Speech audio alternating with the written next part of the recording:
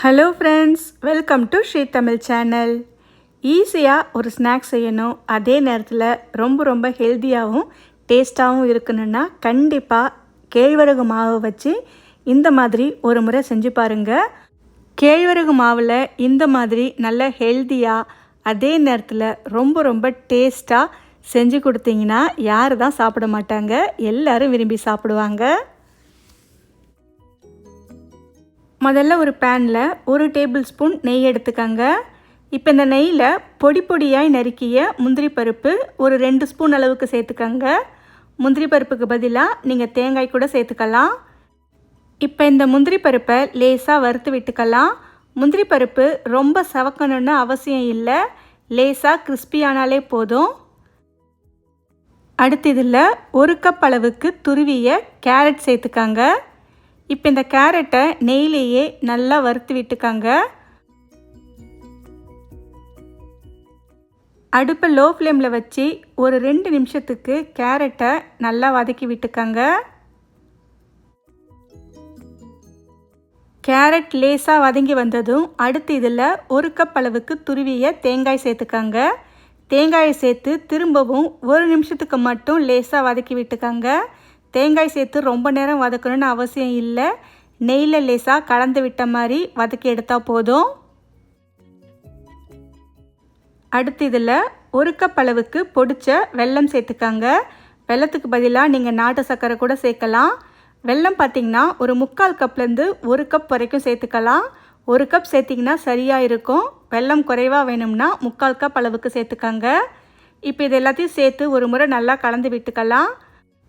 வெல்லத்தில் தூசு இருக்கிற மாதிரி இருந்துச்சுன்னா வெல்லத்தை 1/2 கப் அளவு தண்ணி சேர்த்து நல்லா கரைச்சி அதுக்கப்புறமா வடிகட்டி சேர்த்துக்கங்க. அடுத்து இதில் தண்ணி சேர்த்துக்கலாம். ஒரு 1/2 கப் அளவுக்கு தண்ணி சேர்த்துக்கங்க. வெல்லத்தை தண்ணியோடு சேர்த்து நல்லா கலந்து விட்டுக்கங்க. இப்போ இதில் கொஞ்சமாக ஒரு துளி அளவுக்கு உப்பு சேர்த்துக்கங்க. இனிப்பு நல்லா எடுத்து கொடுக்கறதுக்காக உப்பு சேர்த்துக்கலாம். கூடவே ஒரு 1/4 ஸ்பூன் அளவுக்கு பொடிச்ச ஏலக்காய் தூள் சேர்த்துக்கங்க. இப்போ இது எல்லாத்தையும் சேர்த்து ஒரு முறை நல்லா கலந்து விட்டுக்கங்க. இப்போ இந்த தண்ணி நல்லா கொதிக்க ஆரம்பிக்கட்டும். கொஞ்ச நேரத்துலேயே பார்த்தீங்கன்னா தண்ணி நல்லா கொதிக்க ஆரம்பிச்சிடுச்சு. இந்த அளவுக்கு வந்ததும் அடுத்து இதில் 1 கப் அளவுக்கு கேழ்வரகு மாவு சேர்த்துக்கங்க. இந்த மாவு பார்த்திங்கன்னா கடையில் வாங்கின மாவு தான், ஆனால் வறுத்த மாவு. ஒருவேளை வறுக்காத மாவாக இருந்தால் வெறும் பேனில் மாவை சேர்த்து ஒரு 3லேருந்து 4 நிமிஷத்துக்கு லேசாக வறுத்துட்டு அதுக்கப்புறமா சேர்த்துக்கங்க. மாவு சேர்த்ததுக்கப்புறம் அடுப்பை குறைச்சி வச்சுட்டு எல்லாமே சேர்ந்து வர மாதிரி கட்டி இல்லாமல் கலந்து விட்டுக்கங்க. கொஞ்ச நேரத்துலேயே பார்த்தீங்கன்னா மாவு நல்லா இந்தளவுக்கு திரண்டு வந்துடுச்சு. இந்தளவுக்கு எல்லாமே சேர்ந்து வந்ததுக்கப்புறமா ஸ்டவ்வை ஆஃப் பண்ணிவிட்டு ஒரு மூடி போட்டு மூடி வச்சுடுங்க. இது கொஞ்ச நேரம் அப்படியே இருக்கட்டும்.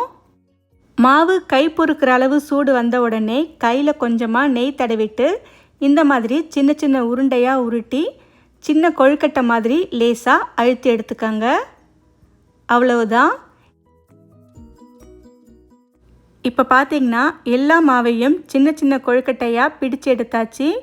இந்த கொழுக்கட்டை எல்லாத்தையுமே ஒரு ஸ்டீமர் இல்லைன்னா இட்லி தட்டில் அடுக்கி வச்சுக்கோங்க. அடுத்து இந்த கொழுக்கட்டையை இட்லி பானை இல்லைன்னா ஸ்டீமர் தட்டில் வச்சு மூடி போட்டு வேக விடுங்க. ஒரு 10லேருந்து 12 நிமிஷம் நல்லா வேகட்டும். 12 நிமிஷத்துக்கு அப்புறம் திறந்து பார்த்தீங்கன்னா உங்களுக்கு சூப்பரான நல்ல சாஃப்டான டேஸ்டான ராகி இனிப்பு கொழுக்கட்டை சூப்பராக ரெடியாக இருக்கும். அவ்வளவுதான் ஃப்ரெண்ட்ஸ், ரொம்ப ஹெல்த்தியான அதே நேரத்தில் நல்ல டேஸ்டான ராகி இனிப்பு பிடி கொழுக்கட்டை சூப்பராக ரெடி பண்ணிட்டோம். கண்டிப்பாக இதை உங்கள் வீட்டில் ஒரு முறை ட்ரை பண்ணி பார்த்துட்டு எப்படி இருக்குன்னு சொல்லுங்கள். இந்த ரெசிபி உங்களுக்கு பிடிச்சிருந்தா லைக் பண்ணுங்கள், ஷேர் பண்ணுங்கள், ஸ்ரீ தமிழ் சேனலுக்கு சப்ஸ்கிரைப் பண்ணுங்கள். தேங்க்ஸ் ஃபார் வாட்சிங்.